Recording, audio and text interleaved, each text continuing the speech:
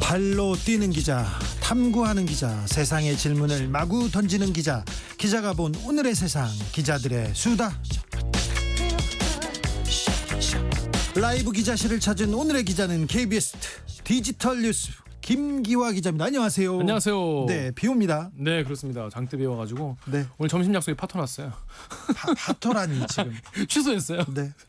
비 오는데 오기 싫다 그래가지고. 그래요? 예, 그래서 그렇습니다. 바람 맞았어요? 혼자 먹었습니다. 나도 바람 맞았어. 진짜 같이 먹을 걸. 아니 점심은 말고요. 그러니까 예. 네. 바람 맞은 두 남자가 그렇습니다. 무친 뉴스 브리핑 가겠습니다. 무친 뉴스. 네. 삼성 기사 아닌가요? 아, 삼성 기사는 좀 쉬었다가. 쉬었다가 뭐 나오면. 자, 그럼 첫 번째 기사는 그 아시는 분도 계시겠지만 혹시 주 기자님 이 기사 기억나시나요? 지난 2016년에 그 서울 남부지검에서 일하던 검사가 있었습니다. 김홍영 검사. 다는 알죠. 예. 잘 알죠. 아, 그래요? 안타깝죠. 그렇습니다. 이분이 당시 상사 검사였던 김대현 당시 부장검사의 폭언과 모욕에 시달린 끝에 극단적인 선택을 했던 사건인데요. 그렇죠. 최근에 이 고 김홍영 검사의 유족분들이 지난 19일에 국가를 상대로 손해배상 청구 소송을 걸어서 첫 번째 변론 기일이 서울중앙지법에서 열렸습니다. 아, 그랬어요? 네. 요 사건 모르시는 분, 뭐 기억 못 하시는 분도 많이 계실 텐데 네. 당시에 되게 이슈였는데 사실 우리가 검사라고 하면 굉장히 막 무섭고 힘이 세고 뭐 그렇다고 생각을 하지만 네. 사실은 이분들도 사실 직장인인 거나 마찬가지거든요. 그렇죠. 그 윗사람들한테 꼼짝 못해요. 그렇죠. 또 인사권이 달려있기 때문에. 네. 그 워낙 이제 검사 내부 문화 자체가 굉장히 상명하복 문화가 네. 강하고 검사 동일체 원칙 이런 것 때문에 선배 검사들을 되게 이제 뭐 어렵게 생각하는 경우가 많은데 그때 부장검사가 김대현 부장검사가 굉장히 많이 괴롭혔어요. 네. 학교에서 누구를 좀 왕따시킬 때 괴롭히는 것처럼 비슷했어요. 그렇습니다. 제가 이거 조금 이따가 소개를 시켜드리겠습니다. 네. 당시에 그 김홍영 검사 사망 이후 당시에 대검찰청 감찰본부에서 이렇게 큰일이 나니까 감찰을 한 거예요. 예. 어떤 일이 있었는지 김대현 전 부장검사의 폭력 행위를 조사를 했는데 어떤 거냐면 뭐 장기 미제 사건을 던져놓고 이거 왜 빨리 보고 안 하냐 네. 이런 식으로 폭언을 하고 또 술자리에서 예약한 식당이 마음에 들지 않는다. 동태찌개가 왜 아직도 안 익었냐 이런 걸로 폭언을 하고 동태찌개가 익지 않았다고 폭언하고. 네. 또 술에 취해서 술자리에서 막 수시로 때리고 손으로 때리고 그리고 결혼식장에 가가지고 결혼식장에서 따로 술 먹을 방을 구해와라 이렇게 시킨 거예요. 근데 뭐 어떻게 구합니까 결혼식장에서 못 구해오니까 동료들 앞에서 폭언을 또 하고 뭐 이런 식으로 폭언을 했는데 이런 식으로 감찰 결과 확인된 건만 17건이나 됐었습니다. 예. 정말 이해가 안 되시죠? 검사가 권력을 가진 검사가 이렇게 당한다. 근데요 서울대 법대에 가잖아요. 네. 그러면 이거 뭐 다 그런 건 아닙니다. 아니죠. 예, 다 그런 건 아니죠. 아닌데 예. 그 법대생의 친구인데 친구의 가방을 들고 다니는 그런 친구들도 있었어요. 가방 예, 그렇죠. 네. 가방 신고 빵 네. 셔틀 이런 예, 사람들도 예, 있고 예. 검사가 돼서도 그게 바뀌지 않습니다. 근데 심지어 친구인데 잘 나가는 검사 먼저 그 사실을 패스하지 않습니까? 예. 그럼 꼼짝 못하고 친구였는데 야 너 반말하다가 갑자기 존댓말하고 가방 들고 다니는 사람들이 있었어요. 우병우 전 민정수석하고 최윤수 전 검사하고 이렇게 비슷한. 그렇구나. 네. 근데 그런 관계가 뭐 한둘이 아니었겠죠. 네, 검사들에서. 근데 진짜 많아요. 이런 경우가 좀 있어요. 검찰 내에. 예. 그래가지고 많은 사람들이 이거 김대현 부장검사 굉장히 뭐 처벌을 많이 받겠다라고 생각을 하시는데 뭐 결국 이제 해임은 되긴 했습니다. 네. 검찰에서 검사직에서 해임이 됐는데 지금은 이 서초동에서 변호사로 잘 일을 하고 계십니다. 지금까지는 검사가 잘못하지 않습니까? 검사들은 책임을 잘 묻지 않아요. 인간하면 네, 웬만하면 지나가고 웬만하면 눈 감고 그랬습니다. 그랬는데 지금 변호사 잘 살고 계신데 지금 이제 주목할 점은요. 김홍영 검사 유족이 아까 말씀드린 대로 이 김대현 전 부장검사를 상대로 손해배상 청구 소송을 낸 게 아니라 국가를 상대로 소송을 걸었다는 점이에요. 예. 이게 그래서 기자들이 궁금하잖아요. 아니 이거를 당연히 지금 김대현 전 검사한테 걸면 이미 뭐 사실이 다 밝혀져 있는 상황이고 감찰 결과도 있는데 그렇죠. 뭐 쉬울 텐데 객관적 사실들로 승소할 수 있을 텐데 왜 국가를 상대로 걸었냐라고 많이 물어봤어요.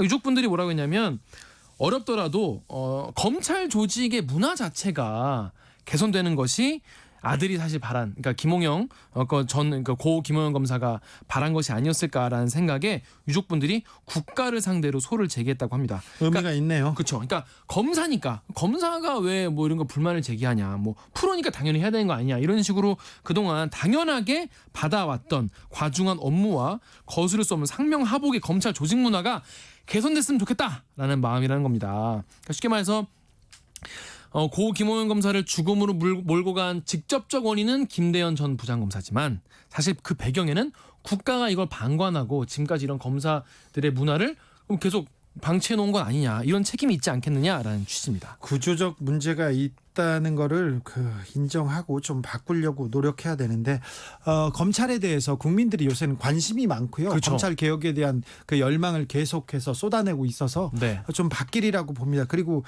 이 김홍영 검사의 가족들에 대한 가족의 노력이 조금 검사 사회를 좀 바꾸는데도 큰 계기가 되지 않을까, 이런 생각도 해봅니다. 네. 6107님, 책임져야지. 내 인생 2시간 비대위부터 저녁 시사 안 먹어도 배불러, 고마워히 행복해, 살맛난다, 으라차차. 이분은 제가 뭐라도 좀 챙겨줘야 되는 건가. 네, 감사합니다. 다음 묻힌 뉴스 네, 보겠습니다. 다음 뉴스는요. 그 YG 엔터테인먼트의 양현석 대표 그리고 언론과 관련된 이야기입니다. YG가 뭐라고? YG가 좀 삼성하고도 비슷한 것 같아요. 그렇습니다. 일로 가지 않습니까? 그러면 없어져. 기사도 없어지고 수사가 안 돼요. 너무 신기합니다. 네, YG 소속이면 괜찮은 거예요? 뭔가 이 뒷배가 있는 것 같은데 이거 좀 더 취재를 해봐야 할 것 같습니다. 왜 있냐면요, 지난 정권 때, 박근혜 정권 때요. 네. YG 소속 가수가 마약 관련해서 걸렸어요. 그렇죠. 그래서 검찰에서 수사를 해서 국가수에 갔다 왔어. 네. 양성도 나왔어. 네. 그런데 사라졌어요. 없어졌어요. 왜 그런지 나는 알지롱. 그런데 어디까지 얘기해야 될지를 몰라서 진행 가봅시다. 그렇습니다. 일단 가보겠습니다. 네. 근데 일단 이때 지난해 6월이거든요. 예. 이때 국민권익위원회에 공익신고가 들어왔어요. 예. 뭐냐면 YG 엔터테인먼트 소속 그룹의 아이콘이라는 그룹이 있었거든요. 아이콘. 거기에 전 멤버인 BI. 래퍼 BY가 아니라 BI입니다. 네. BI가 마약 구입 및 투약 의혹 수사와 관련해서 양현석 전 YG 총괄 프로듀서가 수사 과정에서 회유와 협박을 했다, 이런 공익 제보였던 겁니다. 그러니까 BI가 그 마약 관련해서 걸렸어. 네. 그랬더니 양현석 그 YG 대표죠. 대표가 나와서 이렇게 좀 일을 정리한다, 회유 협박했다는 거죠. 그렇죠. 이 신고자는 YG 소속의 연습생 출신인 A 씨인데 이분이 본인이 얼마나 무서웠겠습니까? 이 신고를 하면서도. 그래가지고 신분 노출이 되지 않기 위해서 법률 대리인을 통해서 권익위에 익명 신고를 한 겁니다. 네. 그런데요. 그러니까 공익 신고잖아요. 공익 신고죠, 공익 신고. 그러니까 이런 분 같은 경우에는 당연히 이제 그 친분을 보장해줘야 되는 게 당연히 맞는 거고. 근데 이제 워낙 아이템 자체가 되게 핫한 아이템이잖아요. 그렇죠. 연예인 관련된 거니까 당시 언론들이 앞다퉈서 취재를 해서 기사를 쏟아냈습니다. 처음에 쏟아내긴 했어요. 네, 이 과정에서 기획 언론사는요, A 씨의 집을 찍어가지고. 아니 이분은 피해자고 공익 제보자잖아요. 네, 근데 왜 피해자 집에 가서 공익 제보자 집에 갔어? 그러니까 그래가지고 요거를 찍어가지고 그대로 내보냈고, 니은 언론사는 실명을 까면서 단독 보도라고 공개를 해서. 아이고. 그러니까 이런 건 이제 기자들끼리는 은어로 단독 보도가 아니라 독단 보도라고 우리끼리 얘기를 하거든요. 그렇죠. 다 알고 있는데 신의성실 원칙 때문에 공개 안 하는 건데 자기만 공개를 해놓고 단독이다 이러는 거예요. 까다 이런 말 하지 말고 비 오는데 공개를 한 죄송합니다. 좀 자제합시다 우리. 그래가지고 당시 신고자가 어떤 사람인가가 다 공개가 돼가지고 이분의 뭐 과거 언행이나 전적 같은 게 또 엄청 많이 돌았어요. 이분은 공익 제보자인데. 그러니까요. 그래가지고 이제 국민권익위원회가 해당 언론사와 기자들을 공익신고자 보호법 위반 혐의로 검찰에 고발했습니다. 국민권익위에서요? 네네. 그런데 이렇게 권익위가 이 공익신고자 보호법 위반 혐의로 언론사와 기자를 고발한 건 이때가 처음이었다고 합니다. 얼마나 심각했으면 권익위가, 공무원들이 이런 걸 잘 안 나서거든요. 그렇죠. 근데 나섰습니다. 네. 그래서 당시에 뭐라고 했냐면, 이번 고발을 통해서 언론이 보도 과정뿐 아니라 어떤 경우라도 신고자들의 신분이 공개되지 않도록 유념하는 계기가 되기를 바란다라고 밝혔습니다. 그래서 이렇게 인적 사항이 이렇게 밝혀진 거는 굉장히 유감이다라고 당시에 권익위가 밝혔습니다. 네. 근데 이렇게 공익신고자 신상을 이렇게 밝혀버리면 뭐 기자건 누구건 당연히 처벌을 받거든요. 그렇죠. 처벌 받아야죠. 네. 이 공익신고자보호법 12조에는요 비밀보장 의무가 있거든요. 그래서 이거를 공익신고자 등의 동의 없이 이걸 밝히면은 5년 이하의 징역이나 5천만 원 이하의 벌금을 물도록 되어 있습니다. 그런데 이번에 서울중앙지검이 이거에 대해서 기획 언론사, 그러니까 앞에 말한 그 집을 찍어서 보도한 언론사는 불기소 처분을 내렸고요. 불기소요? 예, 불기소 처분을 내렸습니다. 이게 뭐 그렇게 엄청 고의적인 건 아니다, 뭐 이래가지고 불기소를 했고, 반면에 실명을 딱 공개한, 완전 대놓고 공개한 이 니은 언론사와 기자에 대해서는 약식 기소했습니다. KBS 취재 결과 이렇게 약식 기소된 니은사와 해당 기자에 대해서 법원이 각각 500만 원의 벌금형을 선고했습니다. 네, 뭐 액수가 그렇게 크진 않지만 언론의 보도 관행에 굉장히 중요한 판결인 것 같습니다. 그렇죠. 앞으로 진짜 이런 거 정말 언론사들도 조심해야 돼요. 이건 사실 그동안은 언론사들이 되게 우리가 보도하는 것 자체가 이제 공익을 위한 거기 때문에 이른바 위법성이 조각된다고 해서 막 마음껏 보도하고 그랬었는데, 이제는 좀 이런 거를 많이 좀 조심해야 될 것 같습니다. 기억사에 대해서는 서울중앙지검에서 불기소 처분했는데요. 네. 이성윤 서울지검장님, 이거 좀 불만입니다. 불만이 있습니다, 지검장님. 그리고 YG 양현석 대표에 대해서 서울중앙지검만 가면 수사가 안 되고 불기소하거나 사라지는 거 아시죠? 이성윤 지검장님, 특별히 좀 유념해 주십시오. 그리고 이재용 부회장님 프로포폴 사건, 서울중앙지검에서 이성윤 검사장님 깔고 뭉개고 계시는 거 아시죠? 이부진 사장 것도 안 하셨죠? 그다음에 이건희 회장 성접대, 그리고 저기 룸사롱 성접대는 저기도 했잖아요, 양현석 씨도. 네, 이 부분도 안 하셨잖아요. 네. 이성윤 서울중앙지검장님. 네. 뭐 언론들도 관련해서 이제 수사하지 않을 수 없도록 계속 파야 될 것 같아요. 네. 3501님, 기자님 시원시원합니다. 무더위에 아이스 아메리카노. 자, 늘 잘 듣고 있어요. 대전에는 이슬비가 오네요. 그래요. 네. 조송자님, 김 기자님 목소리 좀 차분히 하시면 안 되나? 듣기가 좀 그렇다는데. 알겠습니다. 차분히가 될까요? 한번 해볼게요, 한번. 될까요? 한번 해볼게요. 저한테 어눌하게 하지 말라고 그런 얘기는 하지 마세요. 그렇습니다. 네. 노력하겠습니다, 저희들. 네. 자, 안 어눌 차분. 네. 가보겠습니다. 마지막으로 어떤 뉴스입니까? 마지막 뉴스는 진짜 안 된다. 안 되는데. 안 된다. 네. 마지막 뉴스는 정말 많은 분들이 힘들어하는 뉴스예요. 이게 네. 뭐냐면 요즘에 코로나 때문에 안 그래도 힘들지 않습니까? 그런데 자영업자분들도 많이 힘들잖아요. 예. 그래서 이렇게 직원들 월급 주기도 힘들다, 이런 분들이 많습니다. 특히 이렇게 작은 업체일수록 더 많이 이런 타격이 큰데, 코로나 시대에 더 힘들다고 계속 그러고 있어요. 그렇습니다. 그래가지고 직원들 월급 주기가 힘들기 때문에 직원분들을 권고사직을 하거나 해고죠, 해고. 아니면 해고까지 하는 경우가 있는데, 이에 대해서 정부가 고용 유지 지원금 등 각종 지원책을 내놨습니다. 정부는 그래도 사회 안전망을 위해서, 이런 그 업체들을 위해서, 기업을 위해서 이런 대책을 내보내고 있어요. 그렇죠. 이 대책의 취지가 뭐냐? 네. 결국 자르지 말고, 그렇죠. 좀만 버텨다오. 네. 우리가 지원금을 해줄게. 네. 이런 상생, 서로 좀 고통을 분담하자, 이런 취지 아니겠습니까? 아까 황덕순 수석도 했는데 이럴 때일수록 연대, 네. 같이 사는 사회, 이런 그렇죠. 거 생각해야죠. 코로나를 상대로 같이 싸워가야 되는 건데, 근데 요거를 조금 악용하시는 분들이. 이런 진짜 이런 짐승. 그렇습니다. 요건 약간 문제인데, 뭐냐면 실제로 있었던 사례가 지금 제보가 엄청 많이 들어오고 있다고 해요. 예. 근데 사례 하나만 제가 두 개인데 하나만 일단 소개를 시켜드릴게요. 그러니까 경영 악화로 인해서 A 씨가 회사로부터 좀 회사를 나가달라, 이런 네. 통보를 받았습니다. 그래서 그러면 A 씨가 그러면 회사의 권유로 내가 나가니까 권고를 받아서 사직한다. 이게 당연하겠습니까? 이게 왜 중요하냐면 회사에서 어려워서 나가라 이렇게 했기 때문에 실업급여 받을 수 있거든요. 그렇습니다. 그래서 실업급여를 받기 위해서 권고사직을, 그럼 당연히 실제로도 권고사직이니까. 예? 그런데 회사가 뭐라고 했냐면, 네가 권고사직으로 나가면 말이지, 정부에게서 우리가 고용유지지원금 등 이런 지원금을 받고 있는데 이걸 우리가 못 받게 된다. 아니 그러면 회사는 돈도 받고 정부한테 돈 받고 그 노동자는 자르고. 그렇죠. 그러니까 이게 뭐야? 이중으로, 그러니까 약간 욕심을 부린 거죠. 회사 입장에선 욕심을 부린 거예요. 그러니까 네가 자진 퇴사 형태로 나가달라 요구를 한 거예요. 예. 근데 사실 얼마나 이 입장에선, 그러면 내가 실업급여도 못 받는데 그건 안 되지 않습니까? 그러면. 네. 그래가지고 이 노동자분이 나 안 된다, 나 계속 회사를 뭐 다니게 해주든지, 아니면 내가 이거 뭐 자진 퇴사는 난 안 되겠다라고 했어요. 그랬더니 그렇죠. 회사가 그러면 그냥 회사 다녀, 이렇게 얘기했단 말이죠. 네. 여기까지는 그럴 수 있어요. 회사랑 이제 뭐 상의 합의를 한 부분이니까. 근데 이때부터 A 씨를 상대로 직장 내에서 직장 내 괴롭힘이 시작이 된 겁니다. 진짜요? 안 나가니까. 이런.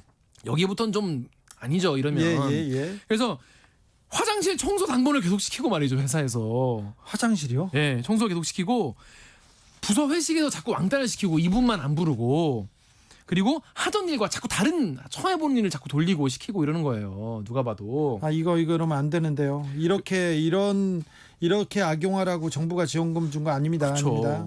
그래서 이게 전부 다 지금 회사를 나가라는 그런 종용인데 이거 어떻게 해야 되느냐 이런 제보가 많이 들어왔습니다. 쉽게 예. 말해서 직장 내 괴롭힘인 건데 사실 업주분들 하시 힘든 건 이해를 하지만 이런 거는 좀 아니지 않나. 아니죠. 절대 예. 아니죠. 이거 이런 문제가 되면 좀 그 법적으로 좀 처벌해야 되는데요. 처벌이 가능하고요. 만약에 이런 거를 지금 당하고 계시는 분이 계시다라고 예. 하면은 증거를 많이 수집을 하셔야 됩니다. 증거를 특히 관리자급이 나에게 어떻게 시킨 거 예. 이런 거를 카톡이나 음성 녹취나 이런 걸 최대한 확보를 하셔가지고 그 지방 노동청에 신고를 하시면은 직장 내 괴롭힘으로 받으실 수 있는데 사실 이거 자체가 굉장히 노동자도 그렇고 힘든 일이긴 합니다. 네. 아무튼 근데 앞으로 이런 것들이 계속 있기 때문에 이런 거를 좀 회사 입장에서도 그렇고 노동자분들 잘 이런 일 없도록 좀 해야 될 것 같습니다. 네. 유용한 코로나 시대 유용한 정보입니다. 코로나로 다 어렵습니다. 아는데 서로 우리 같이 회사를 꾸렸잖아요. 그래서 동료고 선후배인데 네. 서로 연대하고 서로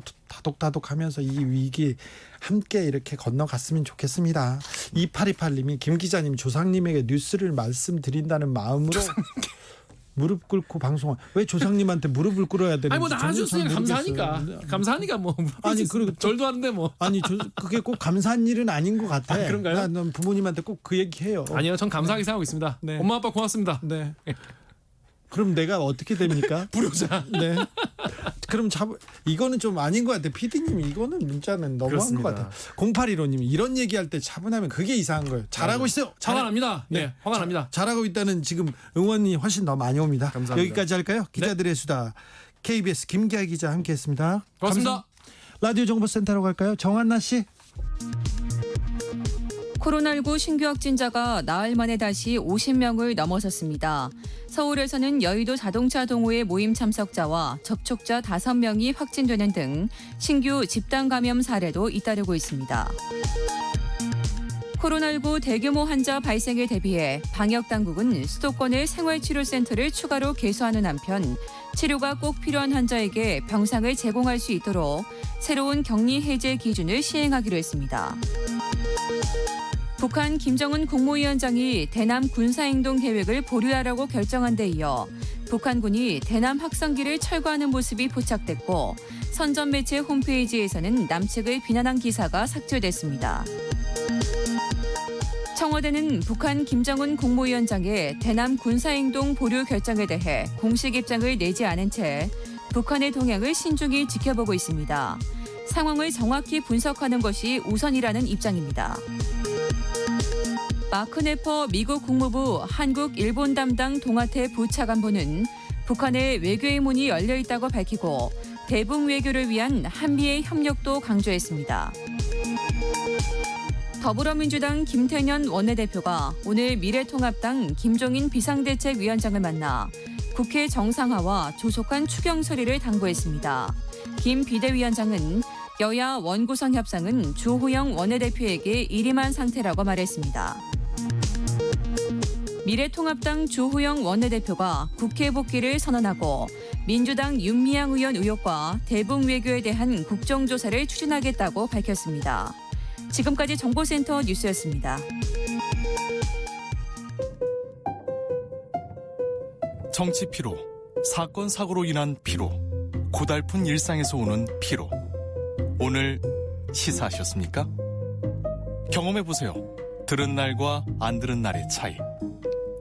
여러분의 피로를 날려줄 저녁 한 끼 시사. 추진우 라이브.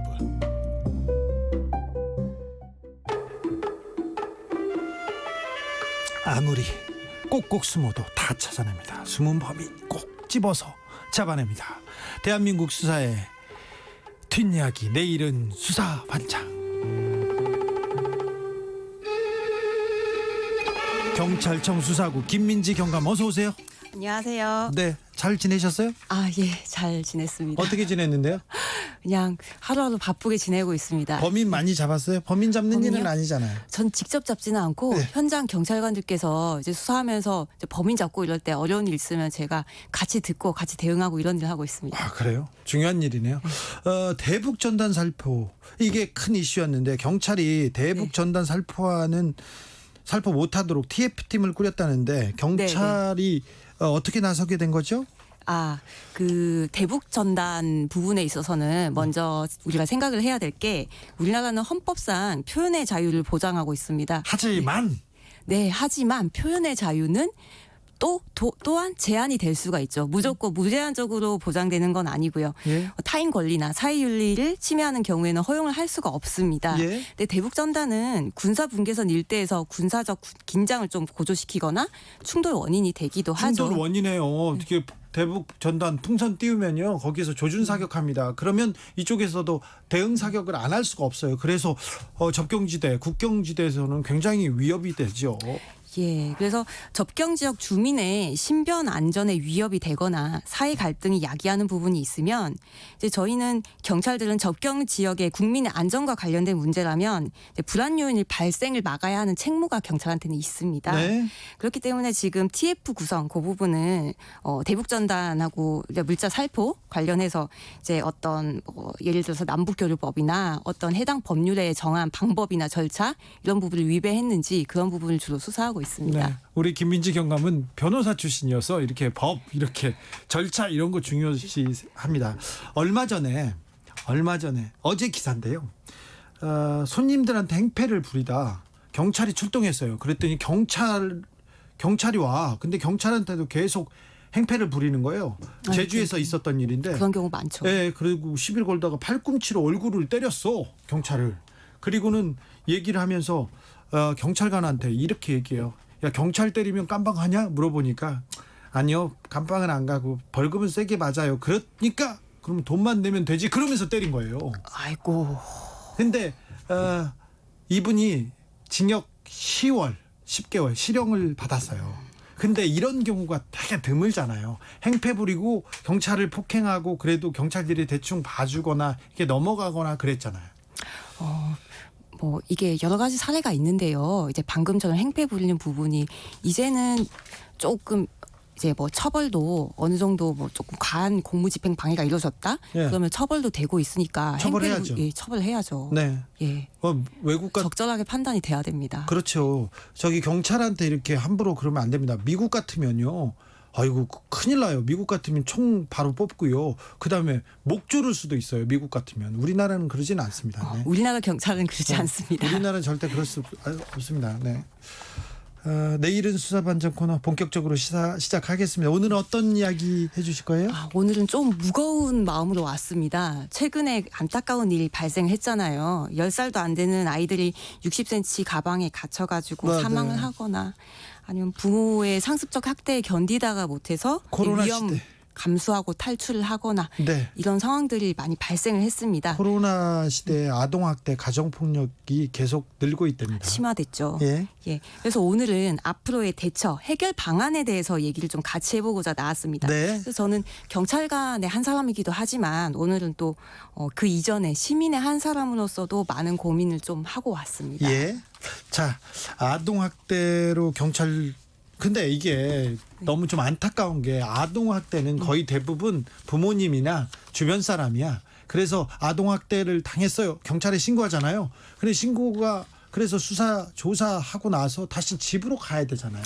맞습니다. 그게 또 어떤 문제가 있냐면 말씀하신 대로 가해자가 거의 80% 통계로 80% 가까이가 친부모고 또 거의 80% 가까이가 집안에서 벌어집니다. 네. 그런데 이제 또 80%의 대부분의 아이들이 다시 그 원 가정으로 복귀를 하는 일이 많죠. 네. 근데 그 이유 중에 하나가 우리나라 아동복지법이나 아동학대 예방사업 목적이 가족 보존을 목적으로 합니다. 그리고 또 아이는 부모 소유다. 그리고 아이는 부모랑 같이 살아야 한다라는 가부장적 인식도 좀 있고요. 있죠. 예. 그래서 친부모가 원하는 경우에 보호기관에 아이를 강제적으로 분리하기가 현실적으로 어려움이 있어요. 이런 개선을 위해서는 법안이나 예산 투입이나 이런 실태 개선의 과정이 좀 필요합니다. 그런데 아동 보호에 아동 보호를 목표로 둘 때 원가족 보호 원칙 자체가 문제는 아니에요. 그 지향점 자체는 이제 다른 선진국에서도 이런 지향점을 가지는 국가들이 많은데 이런 경우에 원칙이 잘 이렇게 굴러가려면 사후 관리 시스템이 좀 잘 운영이 돼야 됩니다. 어떻게 해요? 사후 관리를? 예를 들면 가정 내에서 발생을 하잖아요. 네. 그래서 가정 내를 들여다보기가 참 어려워요. 그래서 정기적으로 모니터링하고 그리고 만약에 신고가 들어온 경우라면 나중에 강제적으로라도 이제 원하지 않더라도 강제적으로라도 모니터링 할 수 있는 그런 시스템을 갖추고 상담 기술 이런 부분도 잘 연구하고 좀 역량을 강화시켜야 하고 그런 부분이 많이 필요합니다. 예. 아동 학대 신고 이런 전화 많이 받죠, 경찰이? 아니, 많이 받죠. 예. 예. 그럼 어떻게 해요? 일단 출동합니까? 출동하죠. 그리고? 원래 지금 112에서 아동 맞고 있어요. 아기가 맞고 있어요. 이런 신고가 들어와도 출동을 합니다. 예. 그런데 최근에 이런 안타까운 일들이 많이 발생하다 보니까 또 조금 더 강화를 했어요. 지금 112 신고 이 체계를 조금 더 정비를 해서 아동학대다. 그럼 무조건 긴급 출동해가지고 상황 종결하도록 조금 더 112 시스템도 보완을 했습니다. 아, 그래요? 예. 그러면 자, 보완을 했는데 그럼 어떻게 해요? 어떻게 보완해서 경찰이 어떻게 노력하고 있습니까? 그래서 그 아동학대가 발생을 하면요. 아동학대 지금까지는 그 아동학대 특례법이 있어요. 그 법에 따라 이제 운용이 되고 있는데 특례법에서 아동 전문 보호기관 상담사하고요. 예. 경찰하고 같이 출동을 합니다.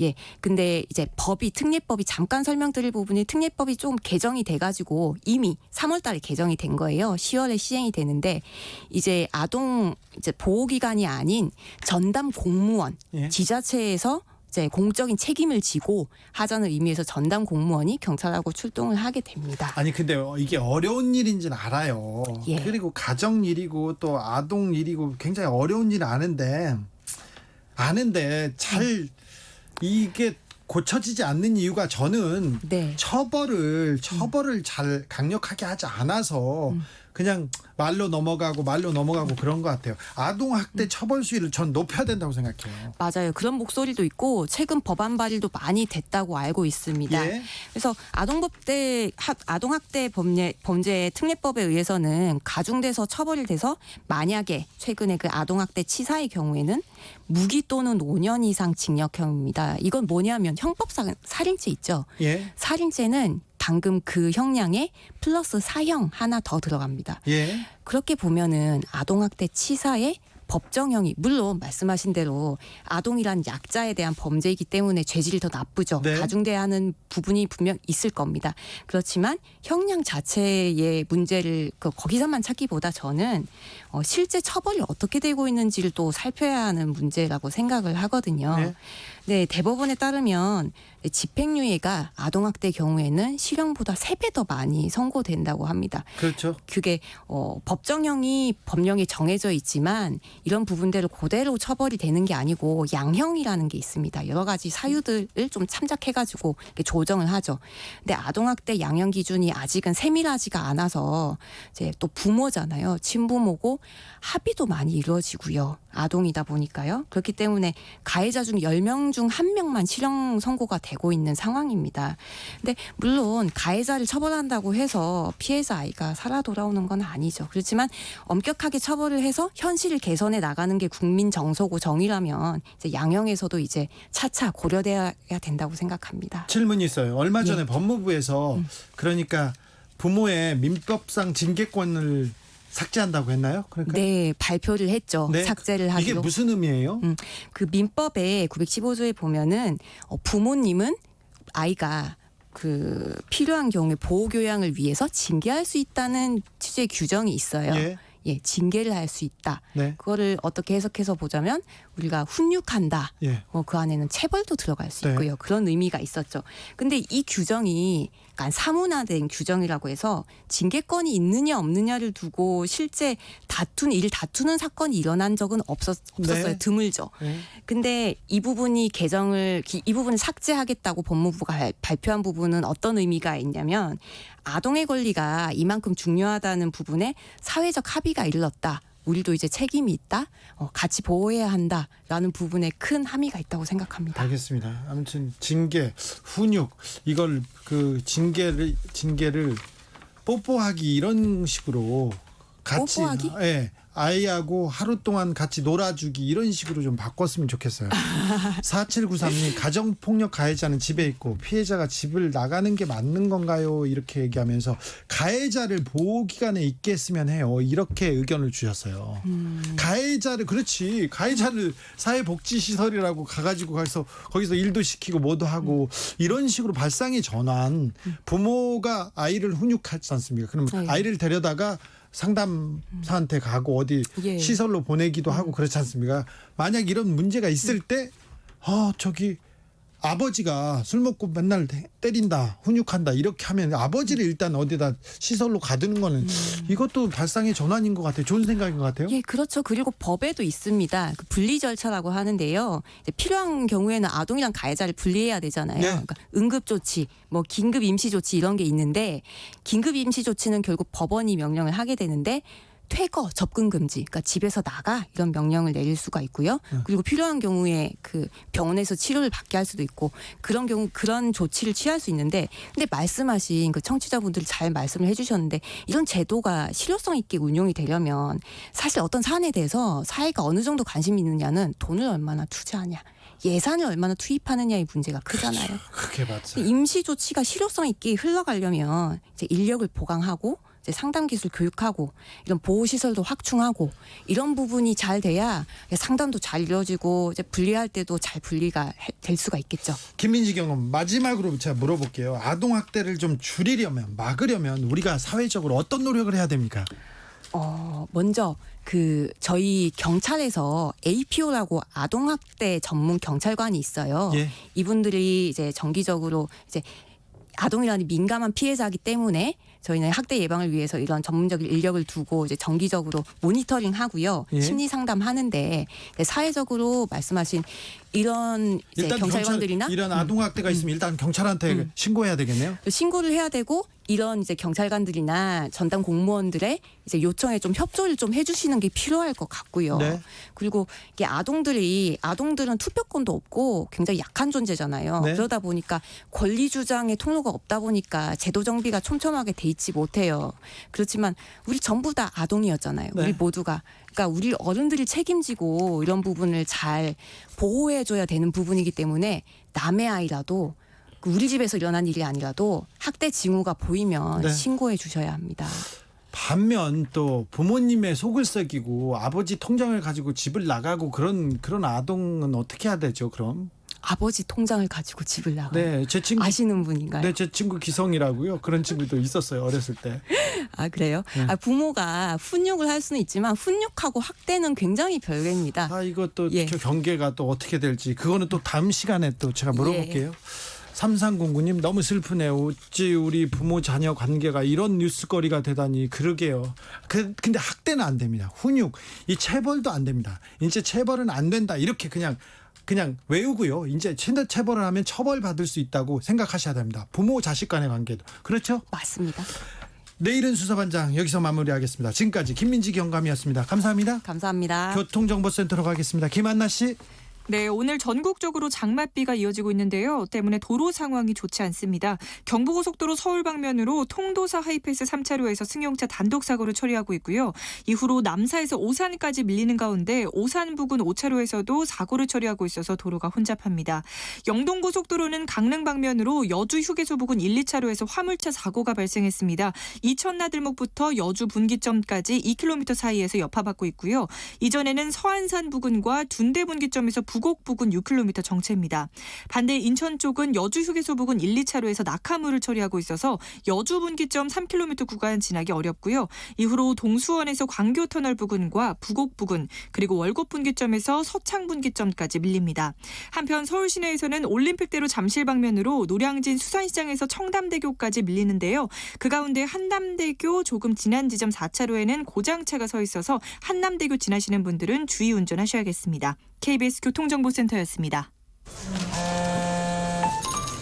테이크아웃 시사 나왔습니다. 오늘도 하나 챙겨가세요. 주진우 라이브.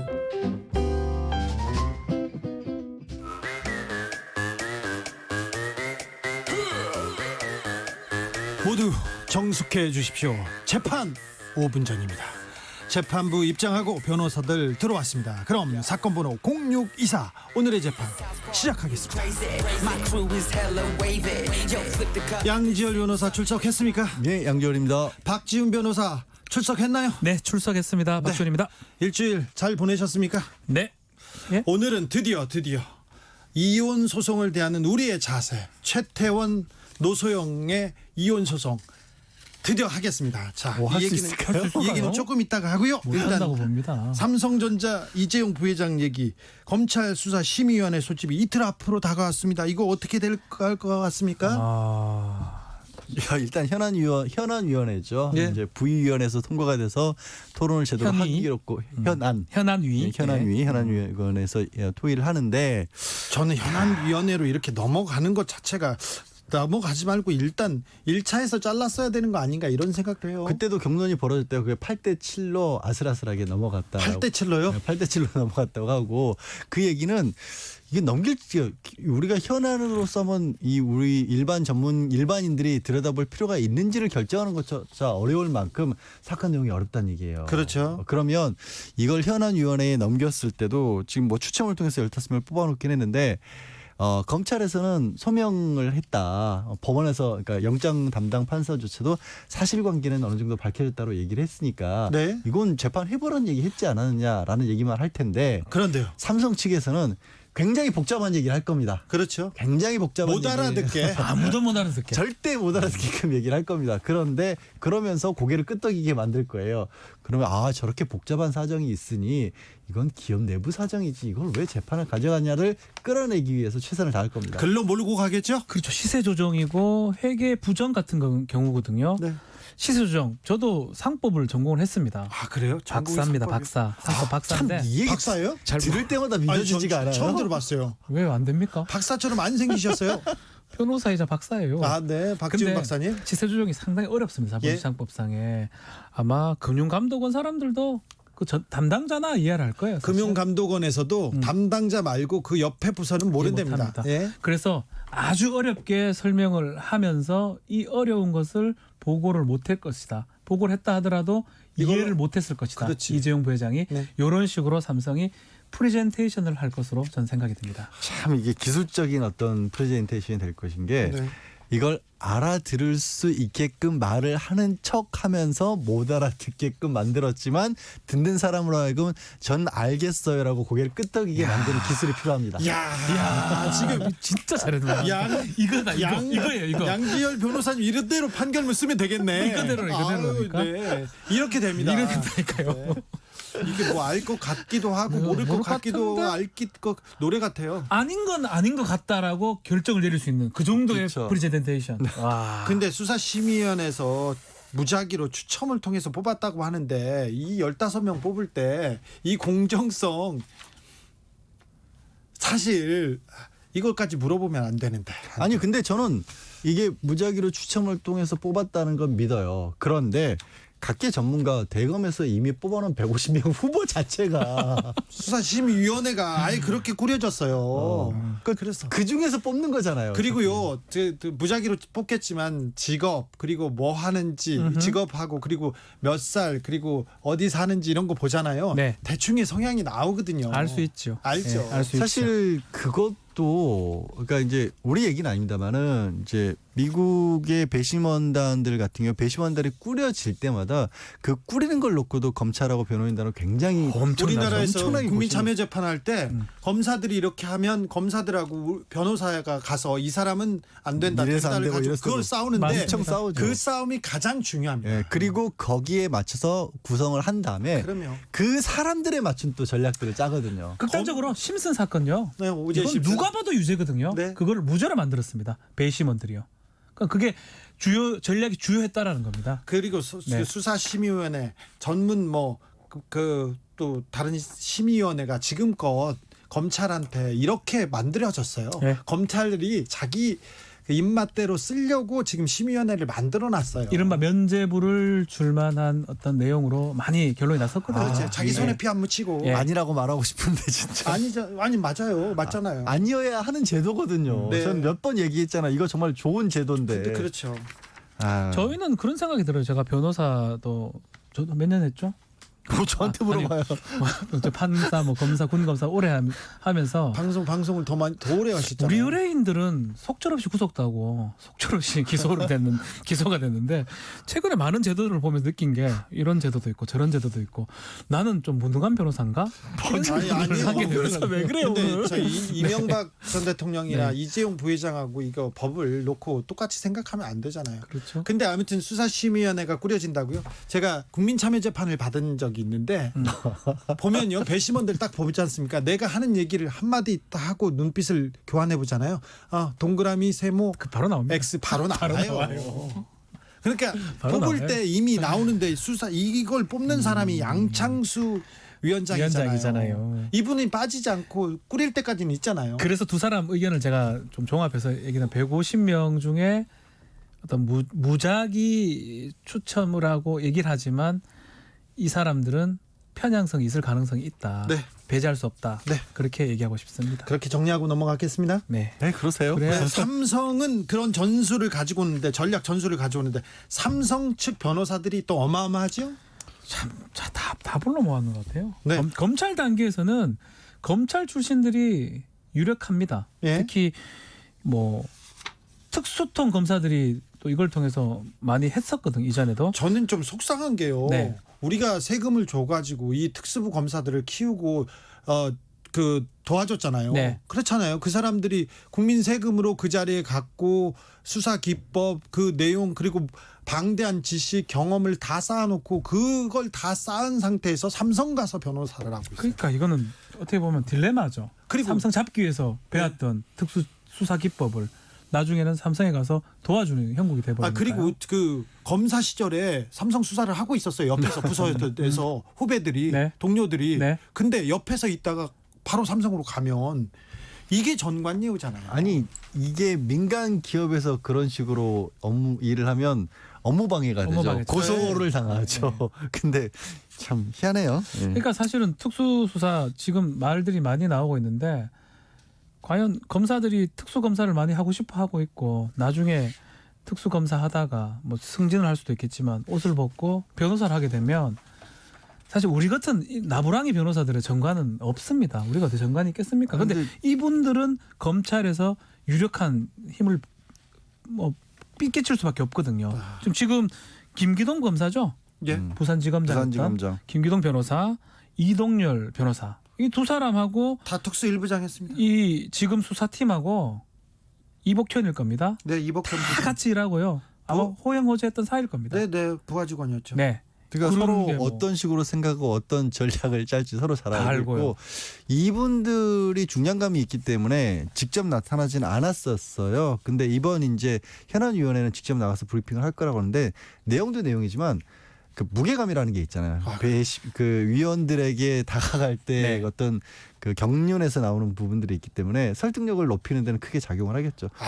좀 희한해요. 근데 좀 보면서 경력 보면 중앙지검 특수 1사부장, 원전비리 수사단장, 또 다른 사람도 중앙지검 특수 1부장 3차장, 이런 첨단범죄 수사과장 이런 분들이 그냥 변호인이 또 된다라는 게 이거 완전 특수통이잖아요. 찜찜합니다. 찜찜해. 네. 김기동 검사로서 그 엄청나게 요직을 다 거쳤죠. BBK 검사였습니다. BBK 주임 검사였고요. 예. 저하고 원고 피고 관계였어요. 그래서 얘기하는 건 아닌데 이런 분들 무게감 엄청나죠. 수사심의위원회 얘기는 여기까지 하고요. 김경수 도지사 재판 이야기로 넘어가겠습니다. 네. 8594님 오늘도 이혼 이야기는 못하겠네요. 아니야, 할 겁니다. 빨리 넘어갈게요. 김경수 도지사 재판에서 여기서 갑자기 때 아닌 닭갈비 논란. 닭갈비 나왔습니다. 어떤 논란이죠? 일단 지금 이제 김경수 지사가 과연 이제 드루킹 일당이 개발해서 댓글 작업을 하는 데 쓰였던 매크로 프로그램인 킹크랩이라고 하는 거 이거를 받느냐 안 받느냐가 문제가 되는데 왜 그러냐면 김경수 지사하고 드루킹 일당하고 공모를 해서 댓글 작업을 했다라는 다른 뭐 증거가 없어요. 네. 1년 넘게 이메일도 주고받고 문자도 주고받았는데 아무것도 없죠. 안 나왔어요. 그러니 사실은 이걸 공모로 본다라는 게 좀 이상한 상황인데 네. 이 드루킹하고 특검 쪽에서 주장한 게 뭐냐면 그나마 처음 이 산채라고 불리는 경복궁 모임 장소에 갔을 때 킹크랩 시연하는 것을 김경수 지사에게 보여줬고 그리고 그때 김경수 지사가 고개를 끄덕이면서 동의를 해줬다라고 드루킹이 주장을 했는데 네. 근데 그때 그 시간대에 그 킹크랩이라는 매크로 프로그램이 움직인 흔적은 남아 있어요. 그렇죠. 그러니까 증거라고는 뭐가 있냐면 그때 킹크랩이 움직였다, 작동을 했다. 그리고 드루킹 일당들이 김 지사에게 그 얘기를 했다는 진술 이거밖에 없는데 그걸로 김 지사가 구속됐었죠. 그러니까 그렇죠. 정말 황당한 거거든요. 증거로 이것만 가지고 과연 유죄로 본다라는 게 물론 뭐 특검에서는 다른 증거도 냈지만 큰 가치는 없어요. 여기는 검찰이 아니고 특검입니다. 네, 특검. 특검인데 네. 근데 그러면 따져진 게 뭐냐면 김 지사가 낸 게 그때 우리 운전기사의 그 어떤 휴대폰 그 내역이 다 나오잖아요. 네. 이 동선이 나오면 7시부터 9시까지 경복궁 모임 장소에 있었는데 1시간은 밥을 먹었고 1시간은 이 드루킹으로부터 브리핑을 들었다. 그러니 내가 시연을 볼 시간이 없었다라고 김 지사가 주장을 했는데 예? 근데 그걸 가지고 그러면 드루킹 측에서는 아니다. 밥은 우리끼리 따로 먹었고 김 지사는 산채 경복궁 모임 장소에서 밥 안 먹었다라고 맞서고 있는 상황에서 닭갈비가 터진 거예요. 영수증이 나온 네. 겁니다. 영수증은 나왔어요. 이게 자, 변수가 되는데요. 그렇죠. 결국은 김경수 지사 입장에서는 그 산채에서 먹어야 돼요. 포장해서 왔다면 김경수 지사 말이 맞는 거고요. 네. 닭갈비를 식당에서 먹으면 드루킹 일당의 말들이 맞는 거 돼버립니다. 그래요? 아주 딜레마에 빠진 상황인데 근데 문제는 뭐냐면 검찰이 수사 보고서를 법원에 제출해가지고 이게 증거로 채택이 됐는데 수사 보고서에 따르면 그 안에서 먹었다라고 지금 얘기를 했다라는 적혀 있죠. 겁니다. 허익범 특별검사팀에서 그렇게 얘기하고 25번 테이블에서 닭갈비 15인분을 먹었다라고 했고 이게 맞지 않느냐라고 해서 1심에서 유죄 선고가 됐고 사실 공소사실 그렇게 돼 있습니다. 예. 근데 문제는 지금 증인이 닭갈비 사장이 나왔습니다. 네. 와서 포장해 갔는데요. 라고 갑자기 얘기를 해버린 겁니다. 경망스럽게 얘기를 해요. 우리 집에는 테이블이 25번이 없어요? 24번밖에 없고요. 15인분을 정도를 거기서 먹으면 개중에 한 명은 볶아 먹습니다. 네. 이 15인분이 다 그냥 닭갈비만 나와 있으면 이거는요 싸가간 거지요. 한 명이라도 안 볶아 먹는 경우는 없습니다라고 그러니까 얘기를 신기한 게 했습니다. 듣고 보니까요. 그 영수증을 사실은 변호인이 먼저 낸 게 전 변호인이 낸 줄 알고 그 얘기를 어디 다른 데서는 변호인이 냈다고 얘기를 했는데 특검이 증거로 김 씨한테 영수증을 받아서 냈는데 낸 거예요. 영수증에 보니까 5시 50분에 결제를 했고 딱 그 15인분. 숯불갈비가 아니라 원조 닭갈비 15인분만 있는 거예요. 음료수도 없고 콜라 안 먹었어요? 소주도 없고 소주 안 먹었고요? 공깃밥도 없고 볶음밥도 없어요. 안 되죠. 말이 안 되죠. 그러면 말이 좀 안 되죠. 이상하죠? 말이 안 되죠. 그러니까 25명 중에 15인분이니까 아니요. 15명 중에 네. 뭐 어떤 사람은 7명만 먹을 수도 있어요. 많이 먹을 수도. 그러면 그러면 콜라나 아니 음료수나 소주나 밥이나 볶음밥이나 먹을 수 있는데 국수라도 시켜 먹어야죠. 여기 군대라도 이렇게 안 먹습니다. 군대 가가지고 획일적으로 먹자 해도 한 명은 손 들고 저는 볶음밥 먹겠습니다 하거든요. 네. 이 말이 안 되는 거죠. 다시- 싸가가는 거, 싸가는 거. 다시 한번 닭갈비를 포장해 갔나 아니면 가게에서 먹었나 왜 중요하냐면 왜 중요합니까? 1시간은 김경수 지사는 이렇게 얘기하는 거예요. 그때 2시간 있었는데 네. 드루킹도 그건 인정을 해요. 1시간은 자기네들이 경복궁 모임에 대한 브리핑을 하느라 썼다. 네, 얘기했다. 그럼 1시간이 남잖아요. 네. 그 1시간에 김경수 지사는 그 사람들이 닭갈비를 가져와서 그 경복궁 모임 장소에서 같이 식사를 했다. 이렇게 얘기했고요. 김경수 지사는요? 드루킹은 뭐라고 하냐면 아니다. 닭갈비는 우리끼리 식당에 가서 먹은 다음에 산채에 왔다. 근데 그러니까 1시간이 빈다. 그 시간에 그 킹크랩을 빈 시간에 봤다. 이 킹크랩 시연을 시켜줬다라고 했는데 네. 그렇게 주장 밥 안 먹었다. 우리는 김경수 씨랑 같이. 근데 닭갈비를 포장해서 간 거는 맞는 게 나와버렸어요. 그러면 김경수 지사 쪽의 주장이 그냥 뭐 설득력이 있네요. 주장이. 훨씬 그렇죠. 설득력이 올라간 거. 지금은 그 증인이 와가지고 번복을 해버린 결과고 더 문제는요. 근데 그 닭갈비집 주인이 처음에는 저기 우리 식당에 와서 밥을 먹었다 이렇게 얘기했어요. 그게 아니라 그게 문제인 거예요. 그래. 이 검찰 수사 보고라고 저희들도 많이 작성해 수사 보고서예요. 예. 수사 보고서는 뭐냐면 통화해가지고 통화 내역을 진술 조사를 안 받고 그렇죠. 요래 통화했습니다라고 보고하고 그게 증거로 쓰는 어쩌면 꼼수 중에 꼼수예요. 그거는 기록도 아니고 아니죠. 아무것도 정식 아니죠. 기록도 아니고 그냥 야 이 동향에 대해서 알아봐. 그런데 그러니까 문제는 그 닭갈비 사장이 와서 포장해줬는데요. 그때도 수사관하고 얘기하면서 포장했다고 얘기했는데 그 부분이 빠졌구나. 예, 그거를 반대로 적었다는 거죠. 허익범 공문서 작성자가 될 수 있어요. 특검팀이 이 김경수 지사를 엮으려고 네. 지금 그러면 허위 정보를 가지고 그럴 넣었다. 가능성이 있다라는 거죠. 그런가요? 그럴 그러니까 가능성이 있다는 이게 몰라서 실수를 한 건지 아니면 드루킹의 말에 맞춘 건지는 몰라요. 아직 근데 수사 보고서가 정 반대로 작성된 것만은 맞고 예. 사실 이 부분은 김경수 지사 쪽에서도 이 기대를 했던 증인은 아니었다라고 합니다. 네. 이렇게까지 얘기를 할 줄은 검찰 측 몰랐던 증인이니까요. 거예요. 그렇죠. 그러니까 사실 알고 보니까 너무 말이 안 되는 건데 그걸 다 그냥 믿었던 거예요. 우리 변호사들도 그것까지는 생각을 못하는 거죠. 아 그래요? 예. 재판의 판도가 바뀌겠는데요, 아예. 저는 변곡점이 하나 생겼다고 생각이 듭니다. 네. 딴 거 말할 거 없어요. 왜냐하면 1심, 2심에 판결문이 되고 그 판결에 기초되는 공소사실이나 혐의 사실들이 지금 다 무너지는 상황이 돼버린 거거든요. 시기 때문에. 그리고 그 재판에서 또 나왔던 사람이 종모 씨라고 경공모 회원인데 네. 이 사람이 수사 단계하고 1심에서도 김경수 씨랑 밥을 먹었다라고 얘기를 했어요. 예. 그 유리한 증언을 한 거죠, 김경수 씨에게. 근데 항소심 와서 증언을 바꿨어요. 그렇죠.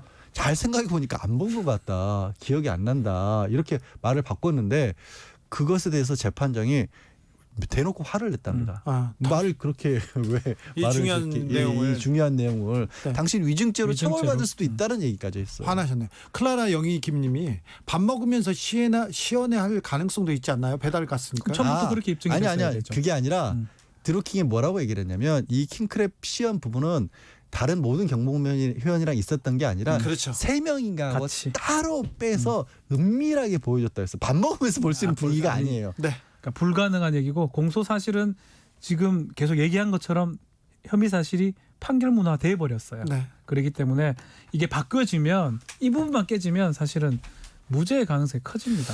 핑크 뮬리님이 이 와중에 닭갈비 너무 맛있겠다 이런. 저도 의견. 갑자기 먹고 싶어요. 갑자기 배가 고프네. 치즈 이렇게 뿌리 넣은 거 이런 거 있잖아요. 네. 치즈 되게- 닭갈비가 일본에서 되게 끌리네. 선풍적인 또 인기를 얻고 갑자기. 있어요. 저는 볶음밥 할 겁니다. 분위기가 왜 이렇게 불꽃님, 저는 볶음밥 할 겁니다. 저는 볶음밥 안 먹어요. 예. 볶아야 맛있어요. 그래도. 아니야, 막국수죠. 그러니까 포장해 가면 볶기 어렵지만 아니야, 거기서 먹으려면 막국수 말고 막 묵밥이 제대로예요. 뭐 하나 원래 춘천 원조는 뭐 아니라니까. 하나를 시켜야지. 예. 내가 얼마 전에 저 김진태 전 의원 때문에 춘천 딱 예. 취재 갔을 때 저는 볶음밥 안 먹고 막국수. 아까 명동에서는 막국수를 먹어야죠. 춘천 명동. 불꽃님이 아 나도 닭갈비 포장해 와서 먹고 싶다. 동해바다님 닭갈비집에 사실 볶음밥이 메인님이 이렇게 나와서 의문의 일패를 제가 당하고 박지훈 승이네요. 아 그러면 이제 김경수 지사 재판이 처음부터 조금 특검팀이 너무 조금 그 무리하게 드라이브 건다 이렇게. 특검도 그렇고 2심이죠. 그 2심 판사님. 차문호 판사였나? 네. 예. 그때부터 그러니까 뭔가 다 1심의 꼬였어요, 지금. 1심 판사도 조금 판결문을 보고 판결문을 꼬였어요, 보면 그 사실 드루킹 쪽에서는 그걸 보여줬다고 얘기를 하는데 어떤 진술들이 있냐면 김경수 지사를 반드시 끌어들여야 우리가 산다라는 식으로 자기네들끼리 얘기했던 공모했던 쪽지가 발견됐고요. 그렇죠. 자기네들이 죄가 줄어들려면 김경수를 끌어들여야 된다 네. 이런 얘기가 있었죠. 그리고 킹크랩 시연하는 것을 바깥에서 봤다라고 진술한 사람도 있었는데 현장 검증해 보니까 안이 안 보이는 데예요. 그러니까 허위 진술을 그 회원 중에 한 사람이 진술을 한 거예요. 네. 그런데도 불구하고 1심에서는 어쨌든 드루킹 쪽 사람들 말을 믿어줬어요. 믿고 유죄로 인정했던 거거든요. 그러니까요. 예. 네. 근데 지금은 드루킹 쪽 사람들의 말이 틀렸을 뿐더러 특검의 보고서마저도 잘못된 게 나와버린 거죠. 조작됐던 거니까요. 허익범 특검이죠. 네. 네, 좀 특검 당시에도 조금 무리가 있는 거 아니냐 그런 그 비판이 있었는데 재판 좀 다시 지켜보겠습니다. 네. 재판은 완벽하게 변곡점을 찍고 이상한 방향으로 완전 다른 방향으로 가버립니다. 그렇습니다. 네. 이혼 소송은 다음 주에 하겠습니다. 이거 중요한 내용입니다. 사실 굉장히 저희가 심혈을 기울여서 준비해놨습니다. 한 달째 준비하겠습니다. 지금. 네, 와. 다음 주에는 분명합니다. 한 달째 하고 있네. 이혼 소송에 대한 명확한 이해. 원래 이혼이 어려워요. 그러니까 네. 그래서 그런 거예요. 재판 5분 전 양지열 변호사, 박지원 변호사 감사합니다. 네, 고맙습니다. 주진우 라이브 마칠 시간입니다. 오수진님 우동사리 볶아도 맛있어요.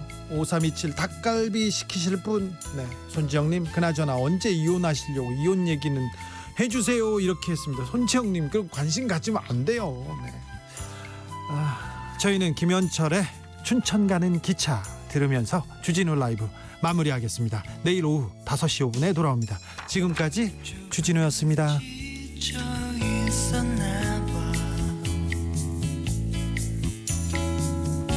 쫓기는 듯한 내 생활